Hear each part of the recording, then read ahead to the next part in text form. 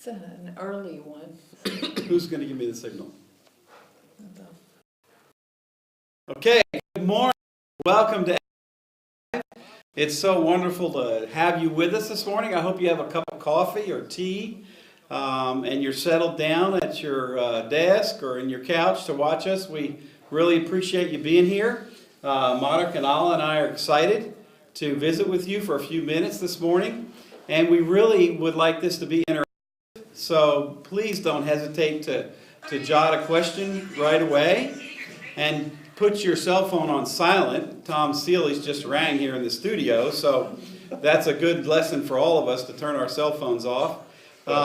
So I'm sure you're wondering why we're doing this. So Marek's going to talk a little bit about why we decided to do something like ALTLive. Marek? Yes, welcome everybody, those of you who watch us. Why are we doing this? We value communication, and we want to keep communicating with you in many different ways. So this forum is a try to see can we bring some value to us communicating with you, us as a leadership team. Can we communicate with you in a way that is meaningful, bring some value to our staff life? So we are doing this because we value communication, basically. That's a short answer. That's a good one. Alla, anything you can add to that? I think that's a way for us to take advantage of the technology that is available and try to, because we cannot travel that much to each of our countries, this is a way for us to create a platform for communication, close personal communication. Mm-hmm. And we hope it won't be only one way, but at least some of you will interact with us on writing comments. So it will be a both ways communication. And I mean, if you have ideas how we can improve it so that it will feel like real communication, and it will. They're very open. And, yeah, we are very open. Yeah, so really this is your opportunity to ask us any question, every question that you've ever wanted to ask the ALT. Maybe you don't have any questions. If that's the case, then we'll try to make it entertaining and fun for you so that you'll tune in again. Whether we do it again depends on your participation and viewership. So tell all your friends to get online and tune in to ALTLive. So to start off, I have a question for Marek, just kind of a big picture question. Would you kind of share with the audience what your vision is for the ALT and why do we exist anyway? Well, that's more why the area exists. Okay. And my personal conviction is that the most strategic level of the organization is the local level. It's where the ministry happens. So all the other levels exist to support the one that is at this most strategic level. So our job as the area is to help the national ministries build movements in their countries and become, I call it adult ministries, adult in the sense that they are taking care of themselves and they are contributing to the whole world. So that's our role. We exist for you, you don't exist for us. Well, the way the area is organized can be, we are organized centrally. It can be organized in other ways. So just to encourage your creative juices flowing, we are committed to making sure that the area really contributes to you feeling that we are helping you. So the way we are structured, the way we come alongside is with that thought in mind. And one idea that is very kind of makes us think of changes or improvements is that we would like you to have a strong voice in the leadership, in how we as an area have a sense of ownership for what is taking place in the mission and how we respond to the vision of this organization. That we as staff across the area are aware and are committed to each other to make this mission and vision be fulfilled. I would just like to add to that we really do want to serve you as much as we possibly can. And to do that, We need input. We need your feedback. We want to have a feedback-rich culture. We want to be open to your feedback. We welcome it. Please don't hesitate to write or call and take advantage of the opportunities that you have when an ALT member is with you in your country to ask the hard questions, because that's what we want to hear from you. I think we're getting some questions from the audience. Feedback rich was intentional or not intentional? Feedback rich, yes. Was Thank you intentional. very much. Yes, rich feedback. Do we have any questions yet from our audience? What are some of the problems with movement building that you observe as you travel to different countries? Okay, great question. What are some of the problems? Maybe you would like to start, Rich, with this one.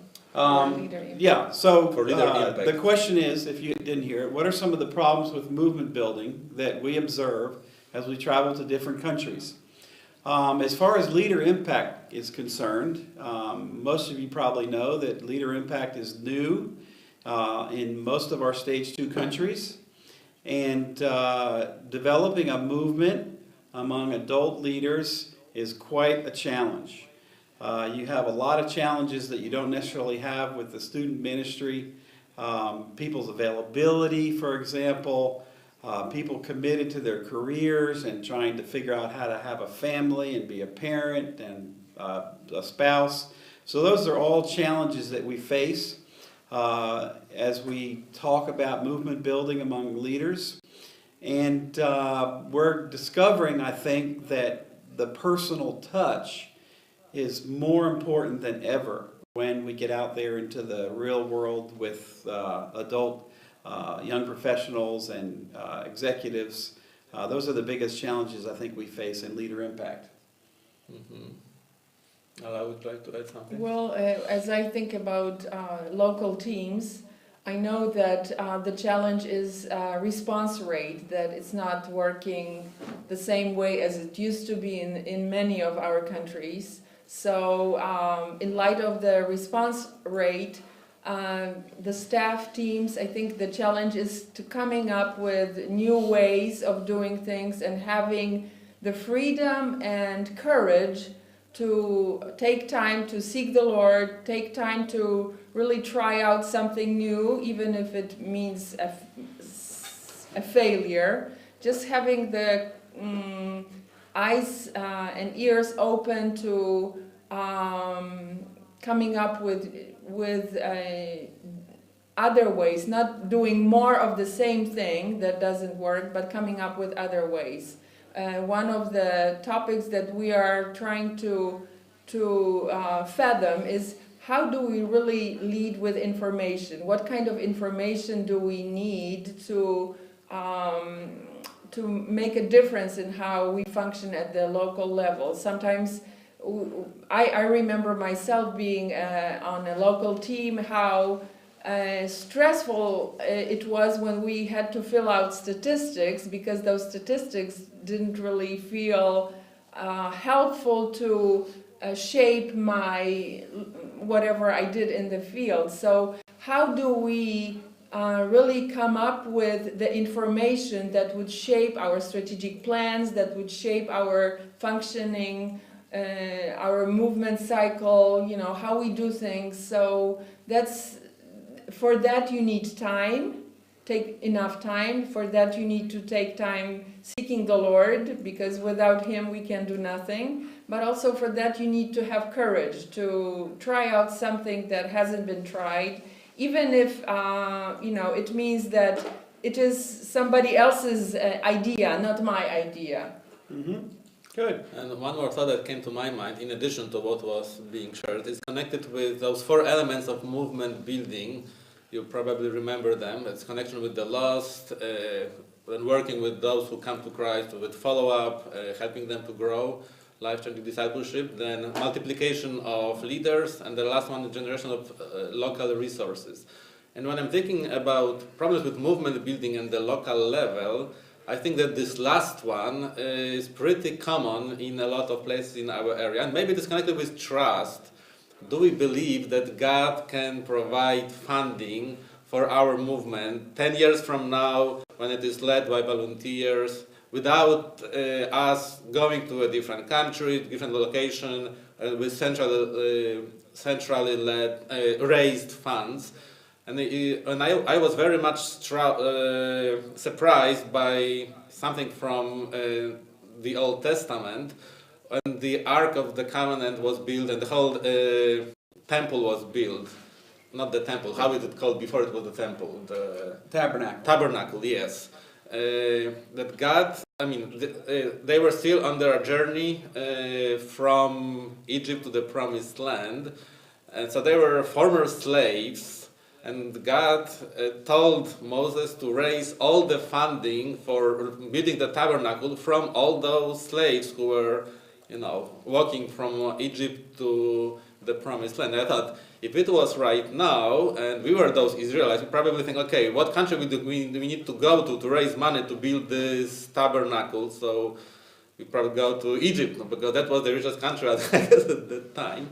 And it really struck me that that's a faith issue. Do I trust that God can raise money for my local movement close to me? And for me this is strategic, because if it is to work 10 years from now, 15 years from now without us, that's with volunteers, movement building won't be able to develop and function, or without money, obviously. And the funding will be only, either people will have to figure this out who will be in the future, or we will have to do it right now, trying to figure out ways of local funding for movement building locally. I'm not talking about staff support, I'm not talking about bigger ministry projects, it's more normal, ongoing, local movement building. All right, I see we have a question from the audience. Thank you again. Has there been anything lately in ministry where you had to say no to because of personal capacity or because of balance between life and ministry? That's a really good question. Might have to think about that for a minute. Does anything come to mind? Well, nothing comes to mind at this moment. Does it mean I live a perfect balance or perfect imbalance? I don't know. But for me, the issue of balance between life and ministry is important. But there is enough time in the schedule, that I can do things that I want to do. Yeah, we are at a different stage. We are at a different stage. We don't have kids at home. Our kids are far away, so we need to find time to talk to them on Skype.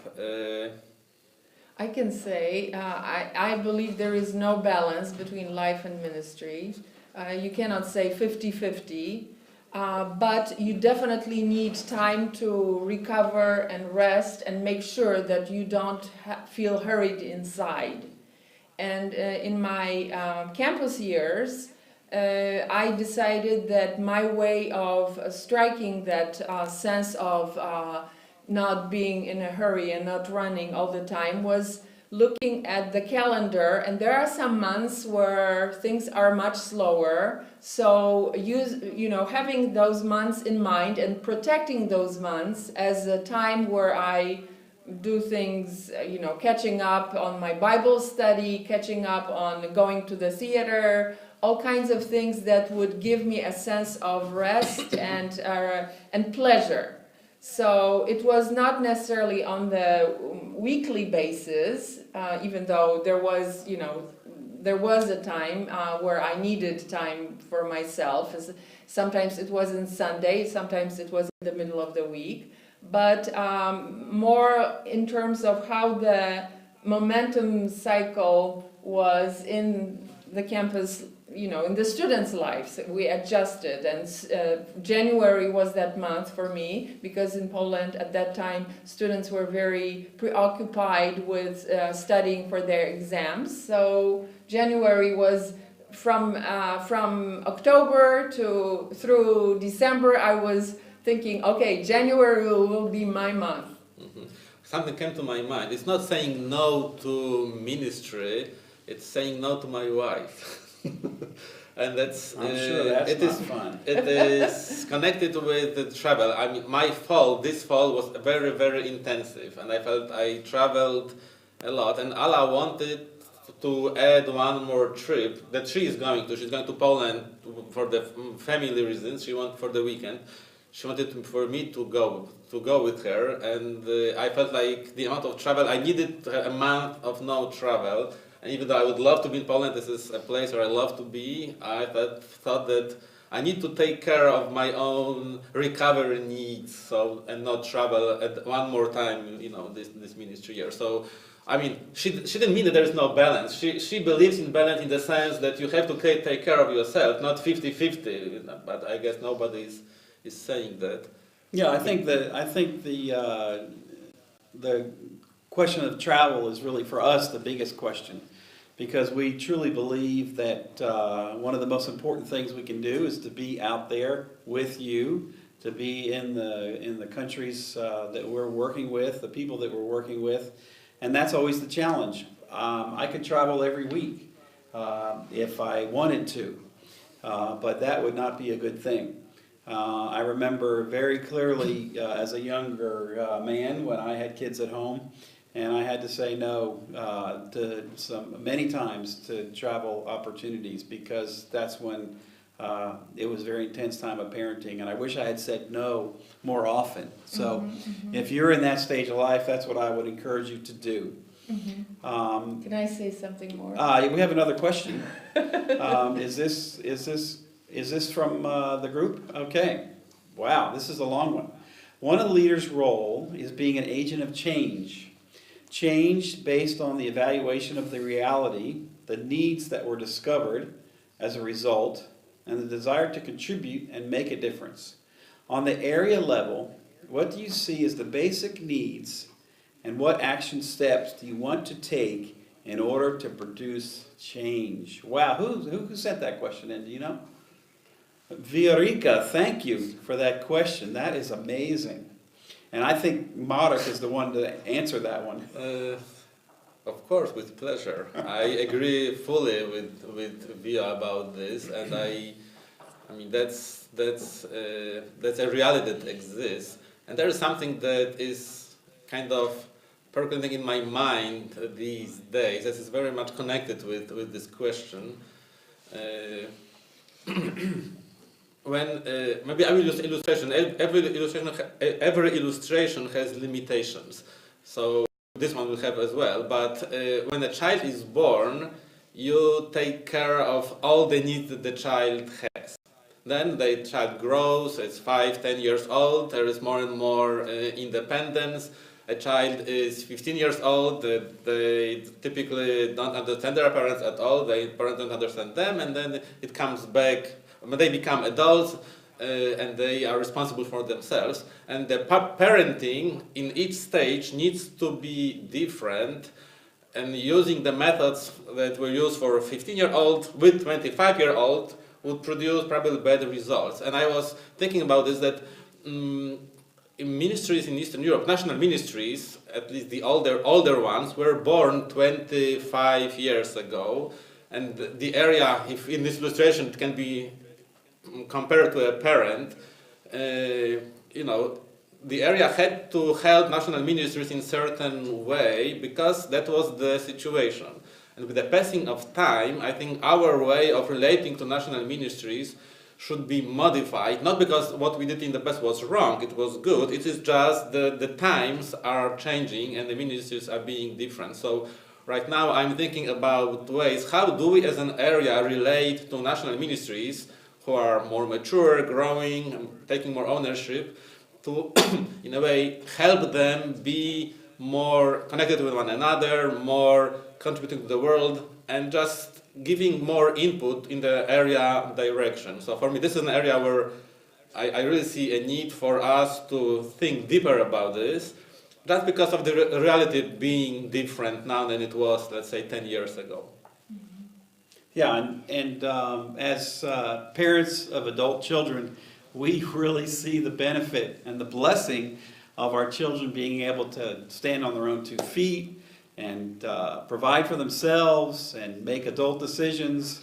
And certainly we want to see that for all the countries in Eastern Europe. And I'm really encouraged with what I see in that regard, and the things that national ministries are taking responsibility for. I think we're very close to seeing some of our stage 2 countries become stage 3. So we're encouraged with the progress you're making and excited to see that.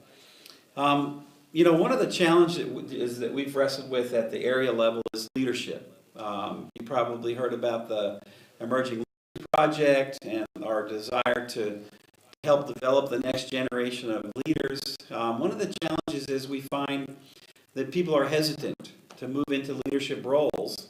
And I just thought I'd ask Marek, you know, why did you decide to accept a leadership role in this organization? That was not a great question.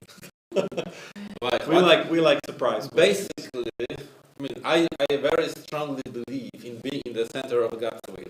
So God led me throughout this whole process and gave me a conviction that I am following Him. So do you want the reasons why, humanly speaking? Yeah, what were some of the factors? Like what God used to convince me to enter the area role that I am in right now. The experiences He gave me in the ministry up to that point, that I was local staff, local leader, national level leader, area, regional leader. So I had a chance to be exposed to different things, and I didn't see this as a coincidence. It was what I believe God planned for my life. Second, He gave me commitment to. My first step was a regional leader. So before that, I was national director of Polish ministry, and I could talk about anything if it was about Poland. So when I was challenged and accepted the challenge to add 2 more countries to my responsibility, my question mark that I had for myself was, would I be able to embrace 2 more countries and not be fascinated only about Poland, but by Belarus and Hungary at that time, and it happened. So, you know, it was another step that God stretches my heart and is allowing me to see that, yeah, I can be committed and cheer for other countries, not just Poland. Another thing that comes to my mind, I really didn't want to move to Hungary because our son was at home and we had a great relationship. I just wanted for this to last longer. He was a college student then, and he lived at home and studied in Warsaw.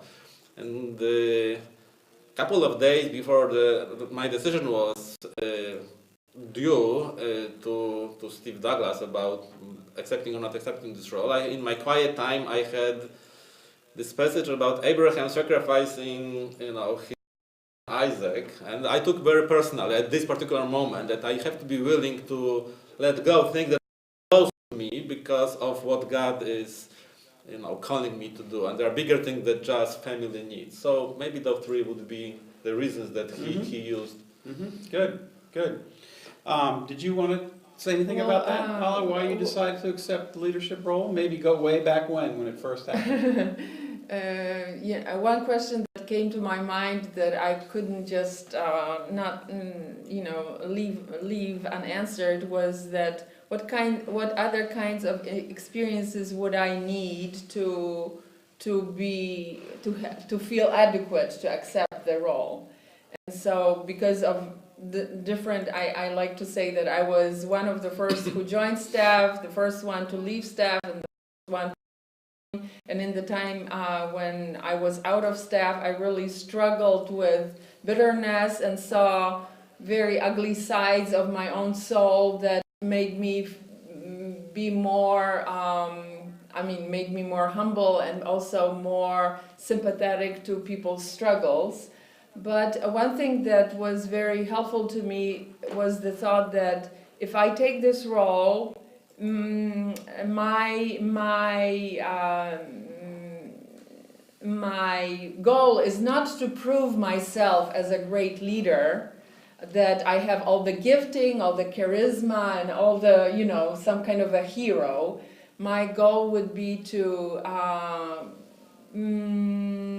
give space to people with other gifting, and we together can lead. So when that was a relief too, that I didn't have to have all the gifting. There's, we have other people and we need each other. So my goal would be to create space for other people to contribute their gifting and be used by God. So that really helped me to feel more relaxed, that I don't have to prove anything to anybody. Okay, Yeah. great. I Let's could move see on. a follow-up question on the change, the previous one. If some specific examples that we are doing right now, I can share something specific.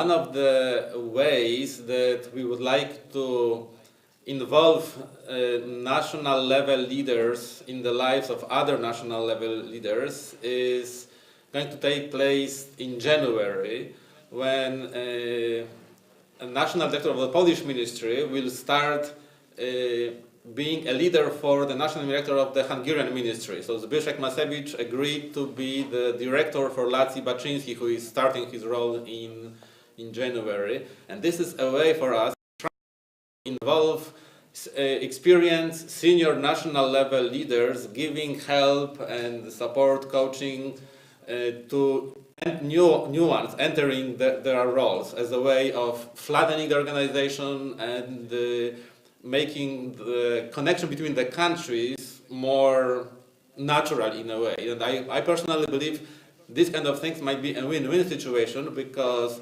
both the leader of Polish ministry and the leader of Hungarian ministry will be much more exposed to one another, and there are each other's realities this way, and hopefully benefiting from observing how each of the countries function. All right, so one last question before we're finished.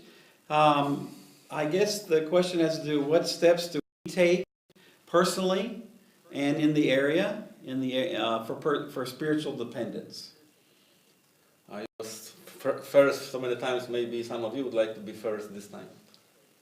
Well, we, as an organization that is spiritual in nature, we look up to God for our vision and mission, and we look up to Him for His power. We can do nothing without Him, and we have to be convinced deep down in our hearts that we definitely can do nothing without Him. So that's a call for spiritual dependence, and we believe that you as staff have the same conviction, and yet the busyness of life, the different things that we need to do, sometimes push away the time with the Lord, the time of seeking Him. So one of the ways to create a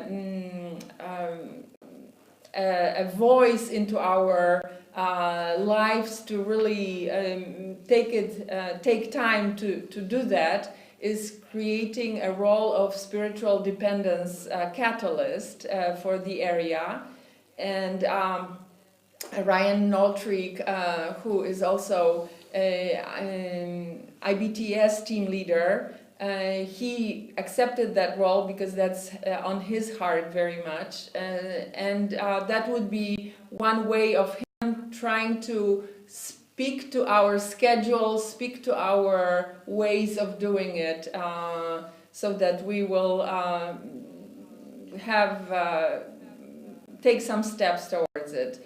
But definitely, if there is a sense in you that you want to, that the organization is making you do something, that's a dangerous condition of your heart, of my heart. If I have that feeling that the organization is making me do something, I have to do things because I feel this is what the Lord wants me to do, and He is with me, and I'm responding to Him. And if the organization tells me to, for example, this is not directly with the spiritual dependence, but if the organization is making me move to a different city, I'm not doing it because the organization is doing it, making me, but I'm responding to God, and so all my struggles I'm resolving with Him, and He is the source and the reference point for everything that I do and how I live. I have a thought, a practical thing. Two things came to my mind as I thought about this. One of the things that can always be very sometimes painful and can sometimes seem very unspiritual are the meetings we have. And I find myself in a lot of meetings at this level. And one of the things that's really helped us on our area team meetings is the role of a prayer instigator. And I had never been on a team before that had somebody in that role. And that seems to work really well for us to get us back to the Lord. Somebody has that responsibility at every meeting to say, hey, we need to pray right now, because a lot of times we don't think about it automatically. So that's one thing that a lot of times now when I bring it up in other settings, people kind of laugh. Oh, prayer instigator, what's that mean? But once we do it and we see the benefit of it, then people get excited about it. The other thing has been setting the 8:20 alarm on my phone in the evening to pray for our 2020 goals. A lot of times when that goes off, I don't feel like praying. That's the last thing I'm thinking about. Sometimes I don't. But often, when it goes off at 8:20, I'm able to, even with the people I'm with, to turn and think about those things that we've been praying about. So, I think we're almost finished with our time. Thank you again for tuning in. We have a couple announcements, just things for you to think about. We really want to hear your stories, and sorry we didn't get to some more stories. We want to do that for sure, and we'll make sure we do that next time. So please add the email address eea-stories to your prayer letter list so that your letters come. At crew.org. Okay, thank you. I think we have another one. What's the next announcement? Oh, invite all your staff friends to join the EERU staff Facebook group. How many do we have in that group now? Over 500. So we have 500, so there should be about 500 more, I guess, that ought to be part of that group, maybe. So we welcome your posts to the Facebook group. Any questions, prayer requests, updates, what's happening in your ministries, post pictures. That's another way we can increase the communication and connection across the area. So thank you again for being with us, and we look forward to seeing you next time. Or face to face.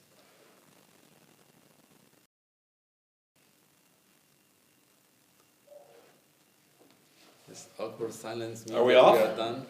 I wanted to make sure we were offline. Thank you. You did Still a great broadcasting job. though. You're good. You're So a how did TV it go? host. How did it go from the observer point of view? It's the broadcast. It's still broadcast. Just finished. I mean, it probably depends on where you are. That's all right. It shows you guys stretching. Okay. Laugh. No, it wasn't. No, it stopped. It's buffering. Yeah. It was just buffering. Oh. It wasn't live. Oh, You it didn't- does show you stretching. It does. Oh, that's so funny.